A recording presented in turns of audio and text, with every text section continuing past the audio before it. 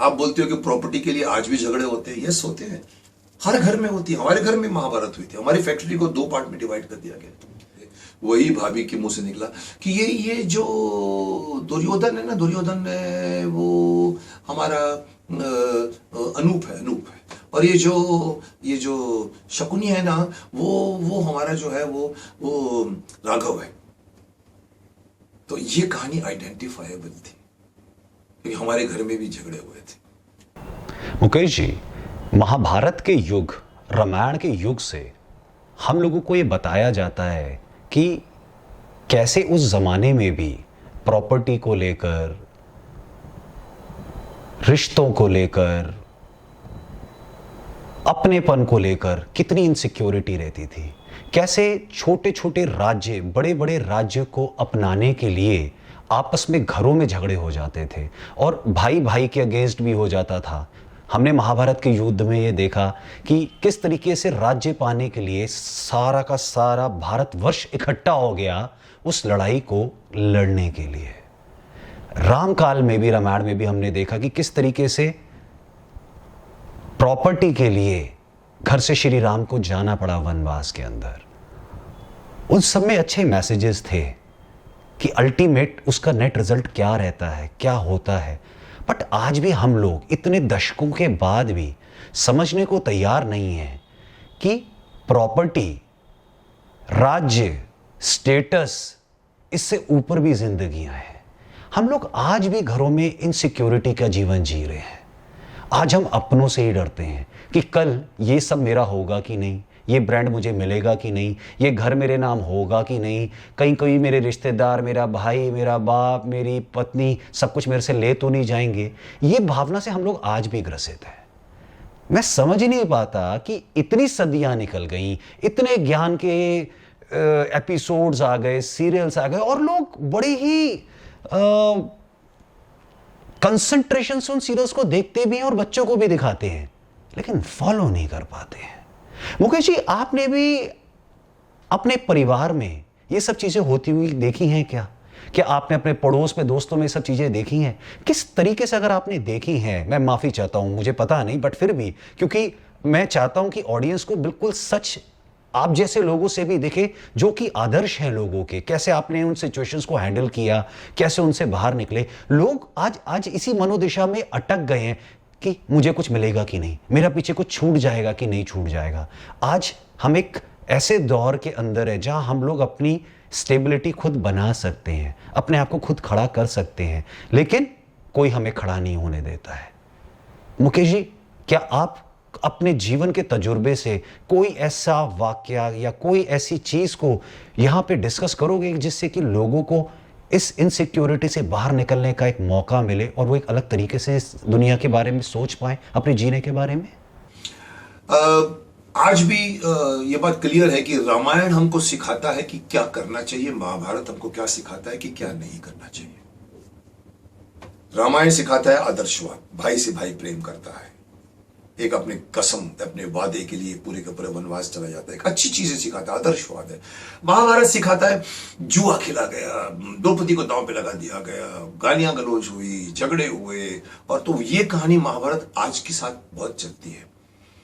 तो महाभारत में जो कुछ भी दिखाया गया था कि वो ये सिखाता है कि आपको जुआ नहीं खेलना चाहिए, आपको ये सिखाता है कि आपको जो है वो प्रॉपर्टी के लिए वॉर नहीं करनी चाहिए। एक सुई की नोक जितनी जमीन नहीं दूंगा, दुर्योधन का फेमस डायलॉग था। अभी आप पूछते हो कि ये सब चीजें आज भी हो रही है। यस, हो रही है, क्योंकि रामायण त्रेता युग की कहानी थी। उसके बाद नए युग जो आया, द्वापर युग, तो महाभारत की कहानी। हम आए अभी कलयुग, तो महाभारत हमारे नजदीक है। वहां 2 पैर पे धर्म था, 2 पैर पे अधर्म था, यहां पर 3 पैर पे अधर्म है, 1 पैर पे धर्म है। सिर्फ धर्म घटता जा रहा है। जो कुछ भी द्वापर युग में हुआ है उससे बुरा आज हो रहा है। आप बोलते हो कि प्रॉपर्टी के लिए आज भी झगड़े होते हैं। यस, होते हैं, हर घर में होती है। हमारे घर में महाभारत हुई थी, हमारी फैक्ट्री को 2 पार्ट में डिवाइड कर दिया गया। भाई भाई साथ में रहते हैं, शादी होती है, लड़के पैदा होते हैं, लड़कियां पैदा होती हैं, परिवार बढ़ता है, परिवार के बाद में उनके बच्चे पैदा होते हैं, उसके बाद में पता लगा कि धीरे धीरे परिवार बढ़ते बढ़ते बढ़ते, और फिर वो परिवारों के बीच में जो है वो धीरे धीरे कोई चीज ऐसी नहीं आती, झगड़ा आ जाता है। वो बोलता है कि मुझको ये पसंद नहीं है। वो दो भाई सेक्रीफाइस कर रहे थे ऊपर वाले, लेकिन आगे वाली जो थर्ड सेकंड जनरेशन है आजकल के लोगों को कहीं भी किसी को त्याग की भावना नहीं है। तो आज भी मैं मानता हूं कि there is a definite decline in the moral duties of everybody, there is a decline in the values of life. आज मूल्यों की गिरावट हुआ है। आज कोई ये नहीं बोलता, जैसे कि मैं अब छोटा सा एग्जांपल दे दूं आपको, मेरे घर में हुआ था जब रामायण दिखाया जा रहा था, तो भरत और राम का सीक्वेंस चल रहा था कि जो भरत जो है वो राम की पादुका सर पर रख के चलता है। मुझे याद है हमारे घर में हमारी भाभी बैठी हुई थी, बोला ये टू मच दिखा रहे, टू मच दिखा रहे। मैंने कहा क्या टू मच दिखा रहे हैं? बोला आज कौन सा भाई जो है वो भाई के जूते को सर पर रख के चलेगा, आज तो जूता मारते हैं एक दूसरे को। हम लोग मुस्कुरा गए। उसी घर में उसी हॉल में 2 साल के बाद शायद महाभारत चली, और वहीं हम साथ में बैठ के देख रहे थे। वही भाभी के मुंह से निकला कि ये जो दुर्योधन है ना, दुर्योधन वो हमारा अनूप है, और ये जो शकुनी है ना वो हमारा जो है वो राघव है। तो ये कहानी आइडेंटिफाइबल थी क्योंकि हमारे घर में भी झगड़े हुए थे। तो आज के लोग इस कैरेक्टरों को शकुनी, अर्जुन, भीम, चाहे कहो आप दुर्योधन, धृतराष्ट्र, सबको आइडेंटिफाई करते हैं। हाँ कि आज भी मोह है, पितृ मोह है। तो आज भी प्रॉपर्टी का झगड़े होते हैं और होंगे। आप पूछते हो कि क्यों हो रहा है, क्या हम महाभारत से सीख नहीं लेते? हम सीख लेना चाहते हैं, लेकिन माफ करना, जैसे मैंने कहा कि 3 पैरों पर अधर्म घुस गया हुआ है।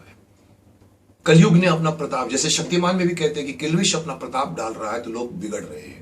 शक्तिमान कोशिश कर रहा है, सूर्यांशी कोशिश कर रहा है कि उसके पाप को कम करे। ये झगड़ा चल रहा है। इस वक्त हम कलयुग में हैं। आज के विचार और भी बिगड़ गए हैं द्वापर युग से। इसलिए आज का प्रॉपर्टी वॉर उस प्रॉपर्टी वॉर से ज्यादा खतरनाक लेवल पे जाता है। आज तो कत्लेआम कर देंगे, एक दूसरे को जहर खिला देंगे प्रॉपर्टी के नाम पे।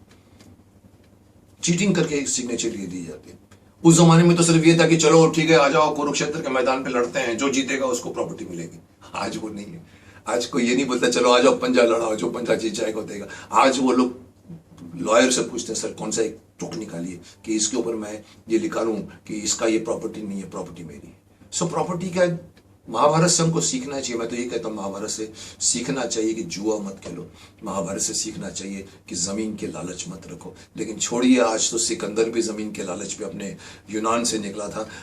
चाइना भी अपने जमीन के लालच में औरों की जमीनें हड़पने की कोशिश करता है। आज सबको टेरिटोरी के आगे जाने का शौक है।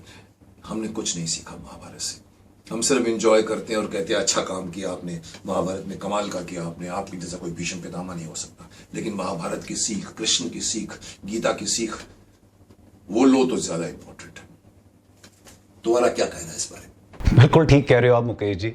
कुछ नहीं सीखा हम लोगों ने महाभारत से। तारीफ करते हैं लोग अभिमन्यु की, कृष्ण की, युधिष्ठिर की, और बुराई करते हैं दुर्योधन की कि वो एक सुई की जितनी जगह नहीं दे पाया। बट क्या खुद लोग अपने घरों में काम कर पाते हैं? अपनी जमीन का अगर किसी ने, पड़ोस वाले ने 1 गज भी दबा लिया तो उसके लिए मार कुटाई हो जाती है, झगड़े हो जाते हैं। इतनी इनसिक्योरिटी सर भर चुकी है लोगों के अंदर कि ऐसा लगता है कि जितना वो इकट्ठा कर रहे हैं ना, अपने साथ लेकर जाएंगे। सिकंदर के युग से लेकर, महाभारत के युग से लेकर, रामायण के पूर्ण युग से लेकर अभी तक लोग नहीं समझ पाए कि हम जो इकट्ठा करते हैं पहले उसको संजोने के लिए स्ट्रगल करते हैं, एक लेवल तक जाते हैं उसको पाने के लिए, चाहे वो ब्रांड नेम है, चाहे वो प्रॉपर्टी है। हमारी जिंदगी निकल जाती है उसे बनाने में, और जिंदगी ऐसी निकलती है कि अपने लिए समय नहीं निकाल पाते। फिर हम इनसिक्योर हो जाते हैं कि कोई हमसे छीन ना ले, और इनसिक्योर भी अपनों से हो जाते हैं। वहीं से हमारा ग्राफ डर का शुरू हो जाता है, और इंसान कब धूमिल हो जाता है, मर जाता है, उसे पता ही नहीं चलता। लेकिन पता चलता है जब वो अपने आखिरी बेड पे, बिस्तर पे आखिरी सांसें गिर रहा होता है। लेकिन तब तक गेम निकल गई होती है। समझना हमें बहुत जरूरी है, ये जिंदगी जीने के लिए, इकट्ठा करने के लिए नहीं है। कौन ऐसा था आपके पुराने रिश्तेदारों में, पूर्वजों में, जो इकट्ठा करके अपने साथ ले गया? और किसका आज तक समझो के चलता जा रहा है? मैं इत्तेफाक रखता हूं आपकी इन बातों से कि हम लोग अभी तक नहीं सीखे। गीता का उपदेश बहुत बड़ा था श्री कृष्ण का कि मोह है, माया है, बट कहीं ना कहीं वो मोह माया हमें ये सिखाती है कि सब कुछ ना एक इल्यूजन है, एक सपना है। हमें लगता है हम सब कुछ कंट्रोल कर रहे हैं, हमारे नाम है, बट कुछ भी नहीं है। हमारा अटैच्ड होना, हमारे डिज़ायर्स, हमारे मोह, हमारा जुड़ना, यही हमें सबसे ज़्यादा दुखी करता है। अगर हम अपने जीवन से ये मोह निकाल दें, इकट्ठा करें और उसे बांट दें, तो शायद प्यार भी मिलेगा और हम आगे भी बढ़ेंगे। गीता का, महाभारत का, राम का, सबका से बड़ा उनका उपदेश शायद यही था, त्याग, छोड़ के आगे निकलिए, मोह मत छोड़िए।